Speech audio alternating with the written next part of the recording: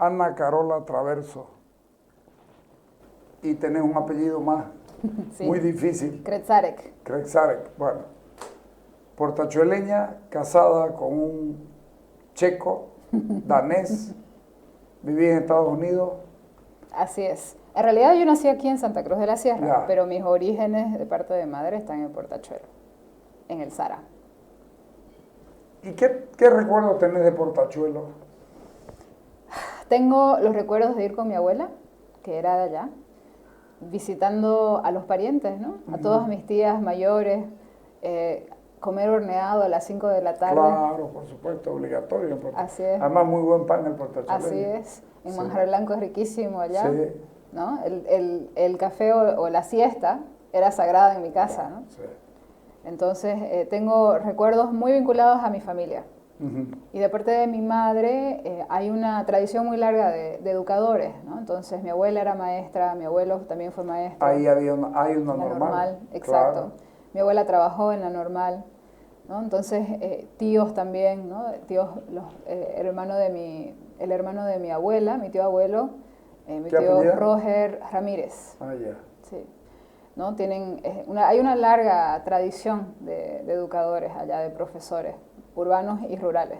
Y es más, creo que hay algunas escuelas, no sé si es en Portachuelo o aquí, unidades educativas que llevan el nombre de Roger Ramírez Egues. Ah, mira vos. Sí. Y también de mi Además, abuela. Ramírez Ewe, portachueleño por donde nos miren. Sí, sí, ¿Ah? así es. Y de mi abuela igual, de Islas Ramírez Egues. Ujú. ¿Y sos educadora también? He ¿Enseñás enseñado. has Sí, enseñado en la sí, he universidad? enseñado. He enseñado aquí, en la UPSA y en la Gabriel también. ¿Sos bachiller de Santa Cruz? ¿Estudiaste siempre en el mismo colegio? Sí, en el mismo colegio, desde pre-kinder hasta que me gradué, hasta el curso 12, ¿no? Estudié en Ajá. el colegio americano. Ya. Sí, O sea, ya hablabas inglés cuando te fuiste a sí, Estados Unidos. ya hablaba Qué inglés. suerte. Sí, Si no, claro, fue mucho más fácil, ¿no? Ujú. La verdad es que el americano tiene un muy buen nivel de inglés, entonces Tiene, ¿no? sí, me fue mucho más fácil. ¿y carnavales? Carnavales, ¿Tenés hartos carnavales? a- algunos, no todos, porque siempre fui de irme al campo, ¿no? Para carnaval. Entonces, O sea, no sos muy carnavalera. no soy. Me gusta. Siempre, pero me da un poco, o sea, me cuesta entrar. ¿No te gusta la pintura? No, les doy un poco. Pero igual es hermoso el carnaval, ¿no? O sea, igual Sí. una vez uno está ya, Sí. una vez uno le pierde el miedo, ya no hay cómo. ¿Te acordás la gringuita que vino a estudiar con Paula y después volvió 3 veces? Para por el nada más que carnaval? festejar Sí, el carnaval. claro. ¿Ah? Sí, Creo porque que dijo sí. que no había una cosa igual, vino 3 veces al carnaval. ¿Ah? Bien, ¿no? Claro, sí, sí. ¿Cuáles son tus recuerdos de juventud en Santa Cruz? ¿Qué era lo que se hacía en esa época? Yo era mucho de ir a la plaza cuando era joven. Era de plaza. Sí, era ir a la plaza. Me gustaba mucho caminar y explorar el centro. En esa época no entendía necesariamente que era un interés por... Me gustaba la arquitectura del centro, descubrirla, ¿no? Ujú. Fui de ir al Victory a finales Claro, de por los supuesto. 90, ¿no? Sí. Creo que los jóvenes que éramos un poco más alternativos siempre caíamos ahí, ¿no? Y empezar a tomar los capuchinos que vendían en el Victory, Sí, claro. ¿no? Sí. Y bueno, y también obviamente los cafecitos de Enzo. la plaza, sí, sí. ¿No? Y también los cafecitos de la plaza, ¿no? Que son tan únicos. Pero en realidad siempre le tuve mucho cariño al centro y a descubrir la ciudad. Cuando era más muchacha me gustaba mucho salir a caminar. Yo vivía aquí en Las Palmas, ¿no? En este barrio que es Tercer Anillo. Ujú. Pero me gustaba mucho ir al centro y caminar las calles. Como digo, en esa época no entendía que lo que me gustaba era lo urbano, ¿no? Ya fue algo que fui descubriéndolo después, o sea, me fui dando cuenta que eso era lo que me gustaba. ¿Cuántos compañeros de colegio, porque no de curso, terminaron sociólogos como vos? Ahí creo que ninguno. Que yo Claro, conozca, pues, ninguno. estudiantes del colegio americano no son para sociólogos, digamos. No. Es decir, sí pueden ser, Claro. pero la lógica te dice que no, porque están más aplicados a la tecnología, A los a los negocios. números, a los negocios, ¿no? Así es. Pero siempre tuve yo una inclinación muy fuerte por las ciencias sociales. Siempre fue algo que me gustó mucho. Y me acuerdo que tenía un profesor de filosofía que notaba, ¿no?, que tenía aptitudes para la sociología y me empezó a hablar sobre eso. Y aquí tampoco es una carrera tan conocida, ¿no? O sea, no es que haya... Creo que en ningún lado debe ser una carrera sumamente grande. En Lovaina. Sí, probablemente ahí. Donde muchos fueron y cayeron, ¿no? Sí. Así es.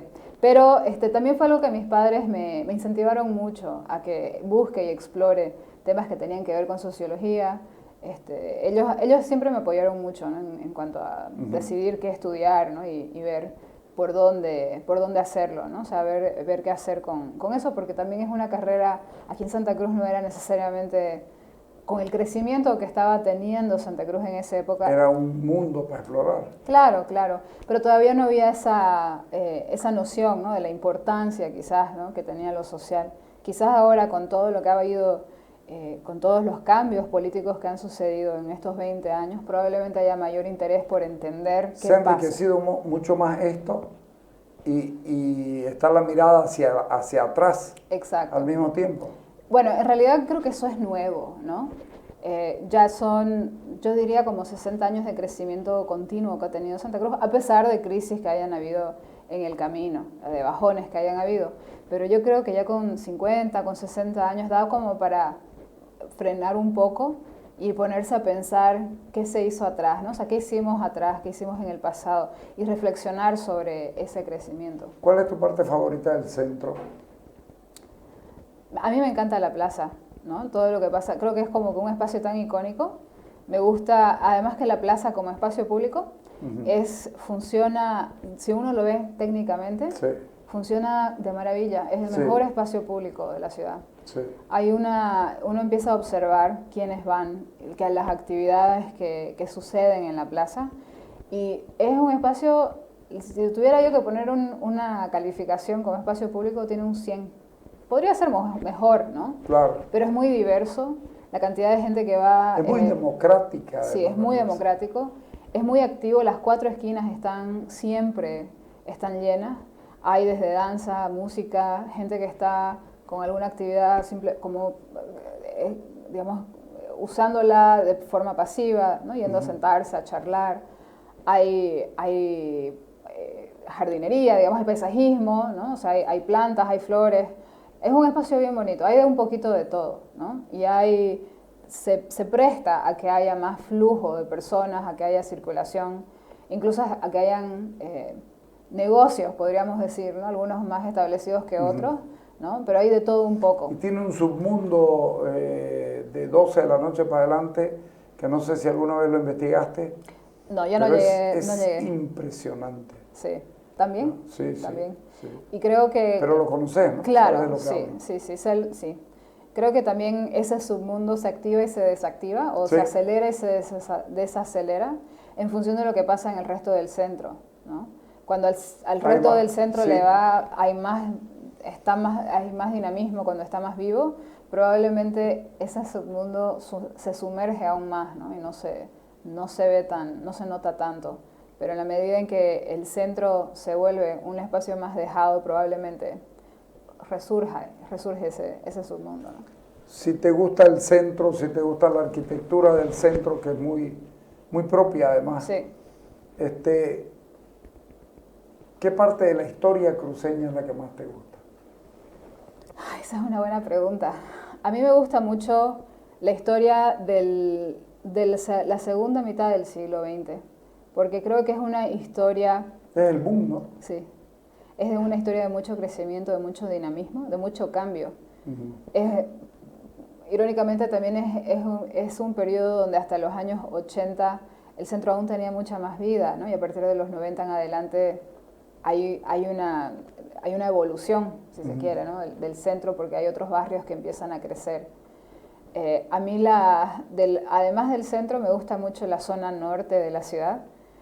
Yo creo que mi madre diría que toda la gente que es del norte tiene una inclinación, ¿no?, por el norte de la ciudad, quienes son de las provincias del norte. Me gusta mucho donde vivo ahora, que es por la Alemana, entre Beni y Alemana, ¿no? Alguna vez recuerdo haber hecho un estudio de los barrios según la ocupación, según el oficio. Entonces, esa zona, sí, esa zona, la zona entre segundo y cuarto anillo del norte, hay más, podríamos decir, gente que es empleada, ¿no? O sea, que trabaja en algún negocio. Clase media, media alta. Sí, sí. Hay otro fenómeno que es tan interesante que tiene que ver con la ciudad, son los barrios también creados por autogestión, por modalidades de autogestión de vivienda. Entonces, por ejemplo, en la zona norte hay algunos de estos barrios, como el barrio Cordecruz, el barrio Petrolero Norte, sí, ¿no?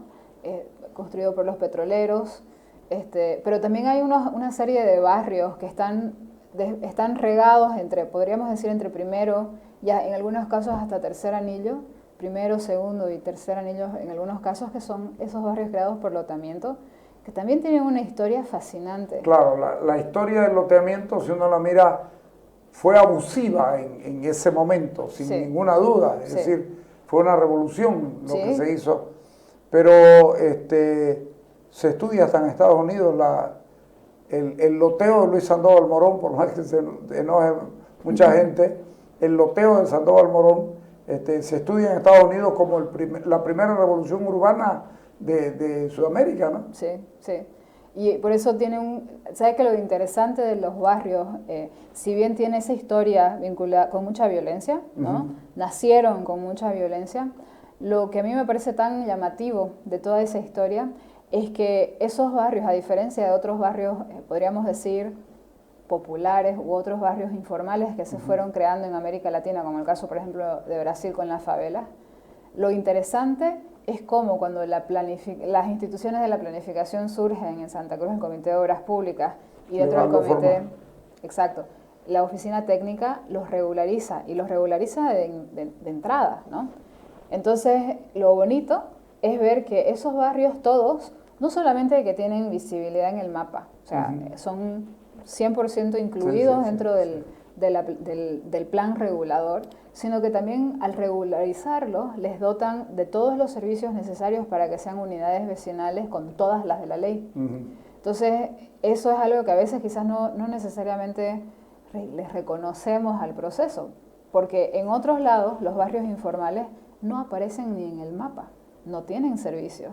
Las municipalidades solo ahora, a partir de la década del 2000, del año del 2000, parchar lo que... Exacto, instalando servicios porque nunca, o sea, llevan más de 100 años y 150 años y no han sido incorporados de forma oficial o formal por los instrumentos de planificación, cosa que no es nuestro caso en absoluto. Yo te voy a contar dos experiencias con los dos loteadores más grandes de Santa Cruz. Ya. Primero, Luis Sandoval Morón, muy enemigo de mi padre.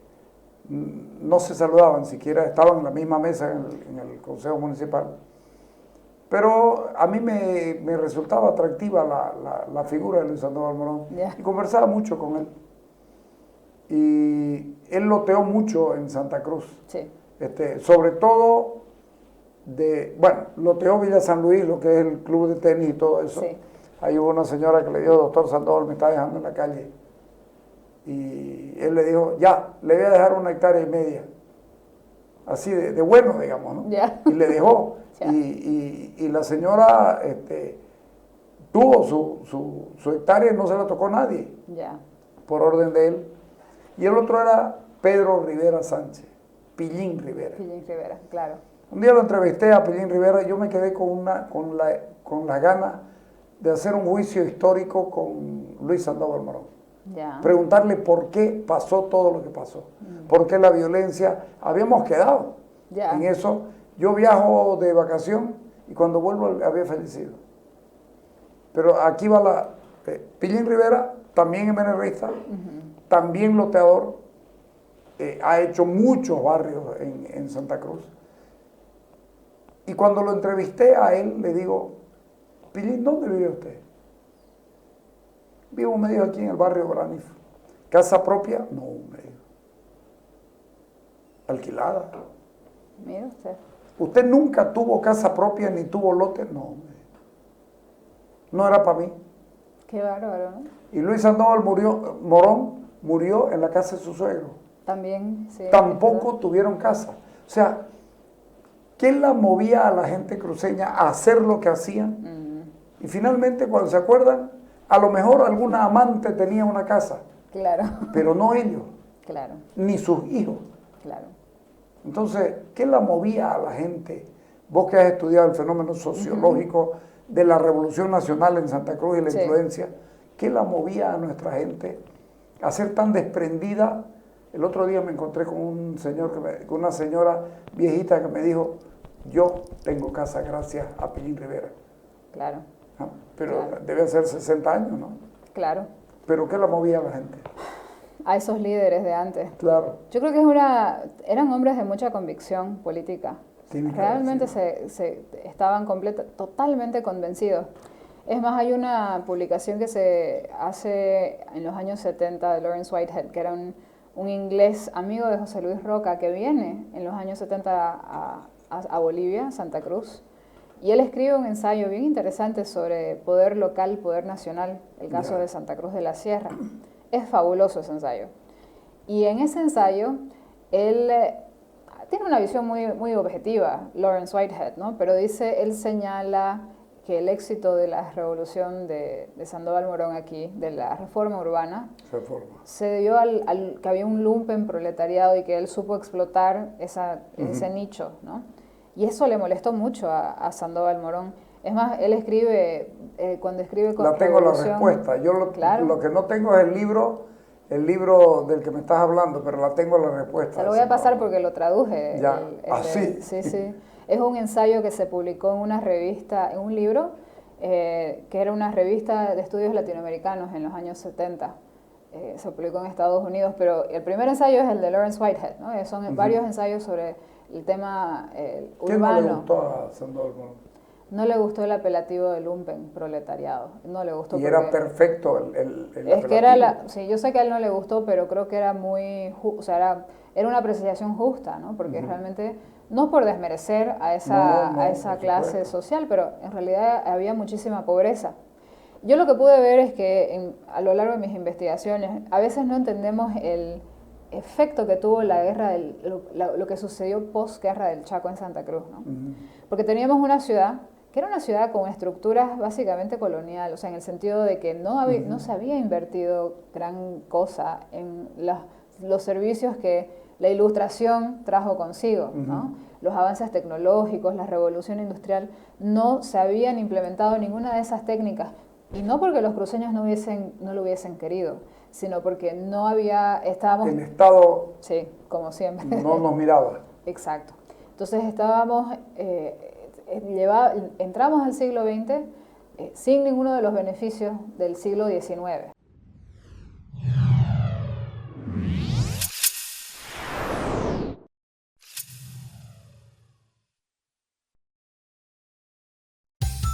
Llegó el perdonazo navideño. Ponete al día hasta el 17 de diciembre.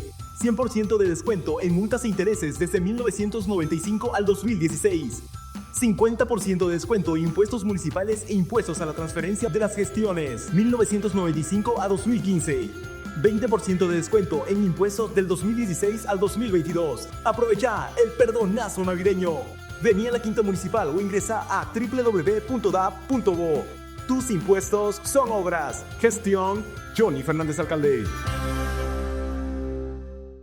Desde la Gobernación de Santa Cruz, a través del CEDES, reafirmamos nuestro compromiso con la salud de cada cruceño. Hoy contamos con 30 empresas de ambulancias debidamente registradas. Después de casi 2 años, hemos retomado los trasplantes de órganos, devolviendo la esperanza a pacientes en listas de espera. Nuestras respuestas rápidas han brindado atención a más de 26.000 personas afectadas por incendios forestales. Y fortaleciendo a nuestras provincias, hemos habilitado ventanillas únicas de trámite, acercando la salud a las 15 provincias de Santa Cruz. Porque la salud es nuestra prioridad. Llegó el perdonazo navideño. Ponete al día hasta el 17 de diciembre. 100% de descuento en multas e intereses desde 1995 al 2016. 50% de descuento en impuestos municipales e impuestos a la transferencia de las gestiones 1995 a 2015. 20% de descuento en impuestos del 2016 al 2022. Aprovecha el perdonazo navideño. Vení a la Quinta Municipal o ingresa a www.dap.bo. Tus impuestos son obras. Gestión Johnny Fernández Alcalde.